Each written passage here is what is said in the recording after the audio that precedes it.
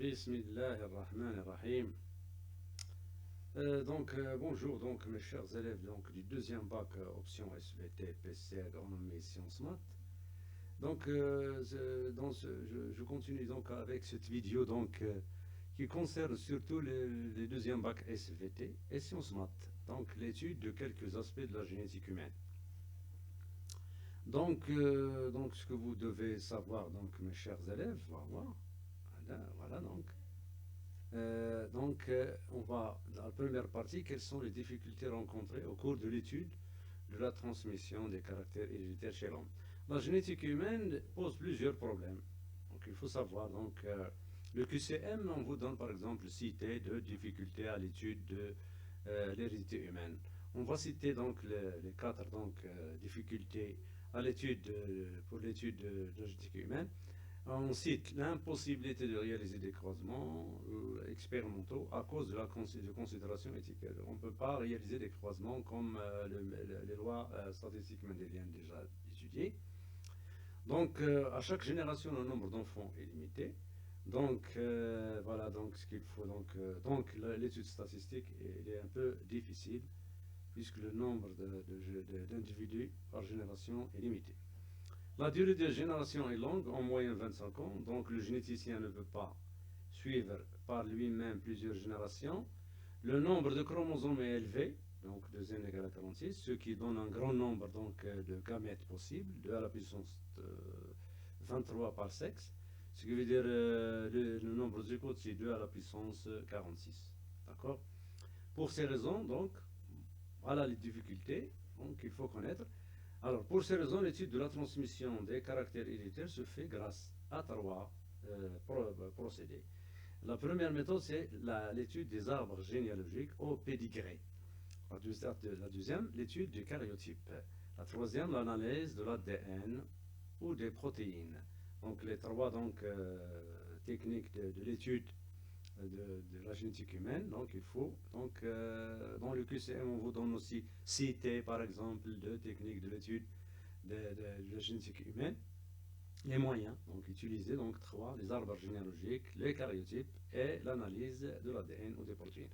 En ce qui concerne l'arbre généalogique, c'est une représentation schématique des liens de parenté des individus d'une famille. On utilise pour cela des symboles arbitraires ici, les symboles utilisés. Alors le carré et le cercle blanc, l'homme et la femme, les individus sains. S'ils sont colorés comme ça, le carré coloré et le cercle coloré sont des individus atteints. Alors les vrais jumeaux, voilà le symbole, les faux jumeaux, le mariage consanguin, zawaj al-qaraba, le fœtus, le symbole c'est un losange. Voilà, les générations, on les numérote, on utilise le chiffre romain 1, 2, génération 2, génération 1, génération 2, génération 3, génération 4. On numérote les individus de gauche à droite, bien sûr, voilà, pour chaque génération. Voilà. Pour les karyotypes, le karyotype, c'est la carte chromosomique, est une photographie de l'ensemble des chromosomes d'une cellule classée par paire selon des critères comme la taille. La réalisation d'un karyotype nécessite le prélèvement de cellules par un laboratoire, puis leur mise en culture et enfin la photographie des chromosomes qui les compose à l'aide d'une photo d'un photomicroscope. Le karyotype est généralement effectué sur des cellules pour dépister d'éventuelles aberrations chromosomiques. Le karyotype nous aide comme c'est montré ici. Le karyotype nous permet de déceler les anomalies chromosomiques. Les anomalies chromosomiques, c'est quoi? Ce sont des anomalies qui résultent soit de la modification du nombre de chromosomes, soit la modification de la structure des chromosomes. On va voir cela dans les vidéos prochaines, Inch'Allah. Le karyotype, c'est une représentation de l'ensemble des chromosomes d'un individu d'une espèce donnée. On peut déceler des anomalies chromosomiques. Pour la troisième méthode, c'est ce qu'on appelle l'analyse de l'ADN. On utilise ce qu'on appelle l'électrophorèse. L'électrophorèse, c'est une méthode utilisée pour donc découper l'ADN et donc isoler les allèles donc normaux et malades. Donc on utilise pour cela des endocliases de restriction, donc l'ADN génomique de l'individu donc pour lequel on cherche donc les allèles. Voilà. Donc l'électrophorèse, c'est quoi? C'est on isole donc les allèles, donc c'est-à-dire les nucléotides d'ADN, en utilisant un champ électrique. Vous avez ici le pôle, donc négatif, un pôle positif. Voilà, donc on met l'échantillon de l'ADN. Bien sûr, qu'on compare avec un ADN donc normal, un ADN donc témoin. Donc les allèles vont migrer donc, soit vers le pôle négatif, soit vers le pôle positif. On obtient donc une par autoradiographie, donc un film photographique, donc comme cela, donc que représentent donc les allèles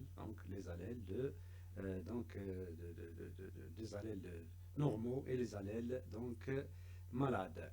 D'accord? Donc on va utiliser ici un exercice donc à quoi sert donc l'électrophorèse?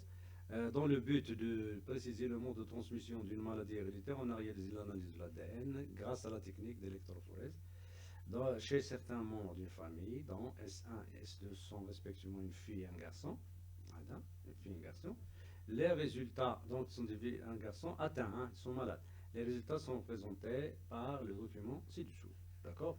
Alors, la première question à poser, c'est donc à quoi sert l'électrophorèse? Est-ce que l'allèle de la maladie est-il dominant ou récessif? Voilà. Alors, on voit ici la fille S1 est atteinte et il possède uniquement un allèle, l'allèle A2 ici. Hein, l'allèle A2. Donc, l'allèle A2 est un allèle muté, l'allèle de la maladie. D'accord? Le garçon S2, il est atteint, il est hétérozygote, il possède l'allèle A2 et l'allèle A1. Donc, et il est atteint, donc l'allèle A2 est dominant, c'est-à-dire l'allèle muté A2 est dominant par rapport à l'allèle normal qui est A1. On note A1 l'allèle normal récessif, A2 l'allèle muté dominant, donc on écrit comme ça. Donc voilà à quoi sert donc l'électrophorèse, déterminer la dominance et la récessivité d'un allèle. On peut aussi déterminer le gène qui contrôle cette maladie, est-il autosomal ou lié au sexe. Alors, on pose ici des hypothèses. Donc l'hypothèse 1, le gène lié, c'est-à-dire l'allèle est porté sur Y. Donc, qu'est-ce que ça veut dire porter Y? C'est-à-dire que la maladie ne touchera que les garçons, puisqu'ils possèdent, c'est eux qui possèdent le gène Y. Donc si le gène est porté sur le chromosome Y, toutes les filles donc, doivent être saines. Or, la fille S1, elle est malade ici. Donc, cette hypothèse de la liaison de l'allèle muté au chromosome Y, il est à rejeter. Donc, il ne peut être lié à Y. Le deuxième cas, c'est il est lié à X. Donc, si le gène est porté par le chromosome X, donc tout garçon doit avoir un seul allèle. Or, le garçon S2 ici, il a deux allèles. Donc, il est hétérozygote, donc on ne peut pas dire que l'allèle est porté sur X, parce que le garçon c'est XY, donc il doit apporter qu'un seul allèle, alors qu'ici, par électrophorèse, le garçon S2 est hétérozygote. Donc, cette hypothèse de la liaison de l'allèle au chromosome X est à rejeter aussi. Hein. Donc, conclusion, le gène qui contrôle cette maladie, voilà, ne peut être lié ni à X ni à Y. Il s'agit d'une maladie donc autosomale d'après donc l'électrophorèse. Donc vous savez donc à quoi sert l'électrophorèse. Une petite récapitulation. Donc tout ça, donc voilà. Je m'excuse. Voilà. Alors, je récapitule. Pour étudier la génétique humaine, alors il y a premièrement des difficultés. Il faut connaître ces difficultés. Arrêtez la vidéo pour écrire ces difficultés, c'est-à-dire l'impossibilité de réaliser des croisements expérimentaux à cause de considérations éthiques. L'homme, ce n'est pas un matériel de l'expérimentation. Deuxième difficulté, à chaque génération, le nombre d'enfants est limité, donc l'étude statistique est difficile. La durée des générations est longue, en moyenne 25 ans, donc le généticien ne peut pas suivre par lui-même plusieurs générations. Le nombre d'individus est élevé, 2 n égale à 46. Donc, ce qui donne le nombre donc, de gamètes par sexe, donc 2 à la puissance 3. Donc, c'est ce qui donne le nombre de zygotes aussi élevé. Donc, l'étude s'avère difficile. Alors, Mais